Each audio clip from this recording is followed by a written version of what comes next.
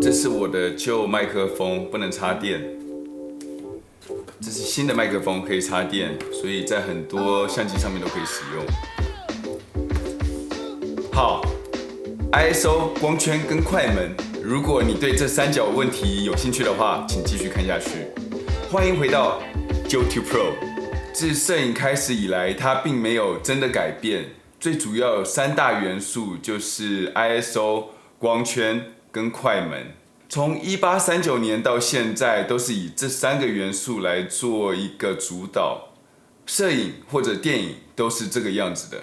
这个影片会是一个非常基本的摄影教学，对摄影一无所知的你，可以趁这一次的机会，好好的了解一下这三大元素。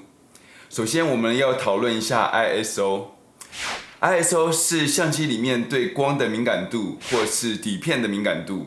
ISO 就是一个对光的亮度，所以通常你到了一个地方的时候，会先去决定 ISO 的度数，才会去调整其他的设定。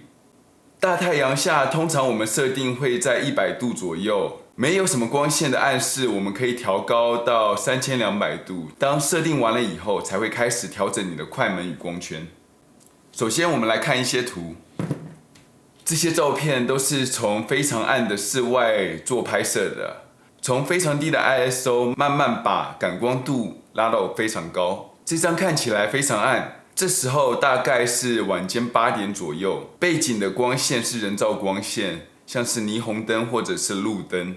就像我们看到的，当我们把 ISO 调高的时候，人的亮度就慢慢正确了，背景也开始慢慢的洗白了。到这时候，一切都变亮了。要注意的是，我们除了 ISO 做了调整以外，其他设定我们都是固定的。当然，我们也可以只调整光圈或者快门来达到这些变暗或者变亮的设定。让你们看看不同的 ISO 会显现出的杂质。放大一点看背景的部分，这张照片看起来颗粒虽然有一些，但是看起来有点像电影里面看到的感觉，所以我觉得这里的杂质算是很好的。我们在看杂质的时候是要看模糊的区域，我们现在看到了1600的杂质，这个相机其实很不错。之前有很多相机只要超过400度的话，颗粒就会变得很大。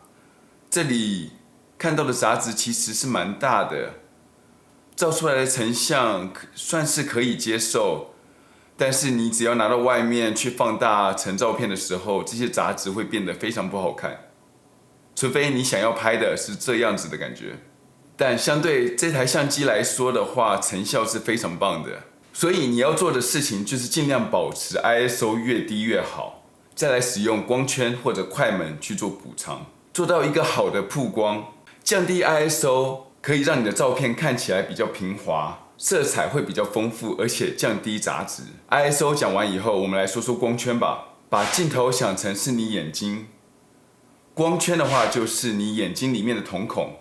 当看到强光的时候，瞳孔就会开始收缩来保护你的眼睛，这样才会让更少的光线通过。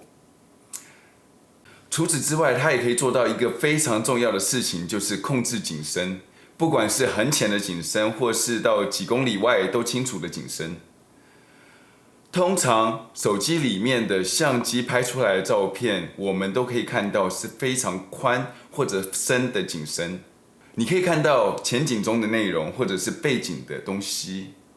如何控制光圈？我们是要看到相机上面的光圈值，就是 f-stop number， 就是旁边数字有个 f 的数值。这数值是指你光圈的开口孔到光圈最外的距离，边缘到光圈的开口越短的话，数值就越小，光圈就越大。相反的，你选的数值越大的话，边缘直径就越长。所以有些镜头可以开到64或者128，这样的光圈就像针孔一样小。当光圈那么小的时候，就像你用手机拍出来的照片。从头到尾都是清楚的。我们现在把光圈放大，让景深变短，后面的灯泡都会像星星一样变成为背景来衬托你的主体。所以如果背景很杂乱的话，你可以用这个方式来凸显你的主体。现在我们用这台相机来做快门的展示。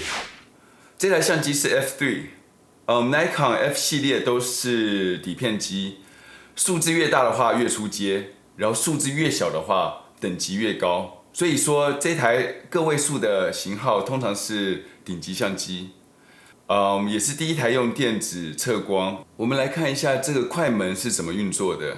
我们先用慢快门，你们看到当压下快门的时候，这个快门移动速度是非常慢的。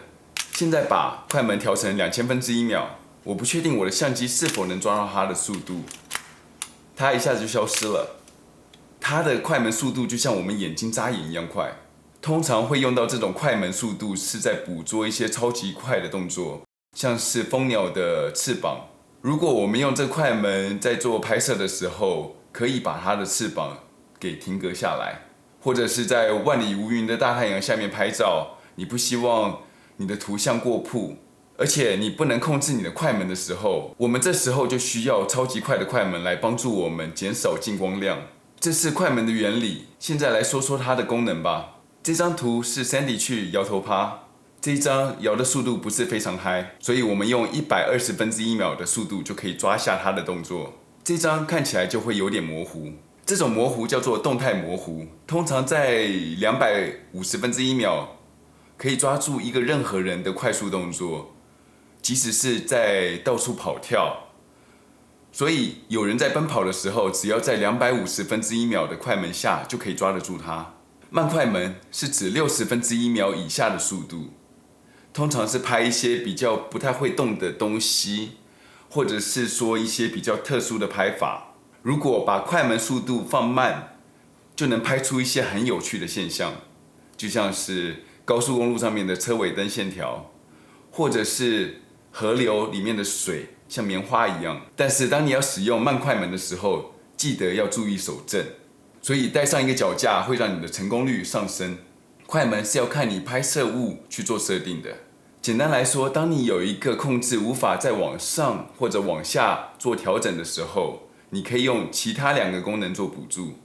譬如说，你的快门只能设定于125分之一秒，但是曝光不足的时候，你可以把光圈放大或者 ISO 调高。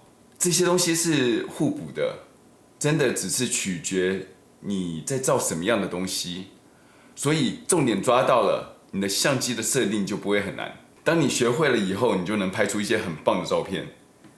目前你一定会觉得说，这样子听起来好麻烦哦。每次拍照就要想说 ISO、光圈或者快门，真的把我搞得好乱。如果你有看我之前的影片的话，你就知道我在说什么。如果没有印象或者没有看过的，下面有连结可以去看一下。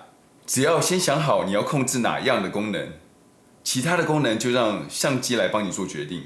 你可以先把 ISO 调成自动，再来决定你想要用光圈来拍这一张照片，还是用快门。如果你决定要用光圈的话，你可以选择 A 或者 AV， 在 Canon 的相机上面，这是光圈优先的模式。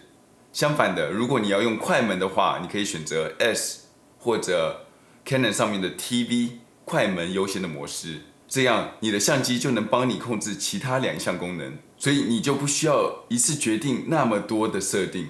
几乎所有的数位相机都有这项功能，所以拿你的相机出来玩一下，多熟悉一下这些功能。所以记得多拿相机出来照，才会了解你的相机。尽量用快门或者光圈优先的设定来拍照。记得光圈是控制景深，快门是控制速度， ISO 是控制感光度。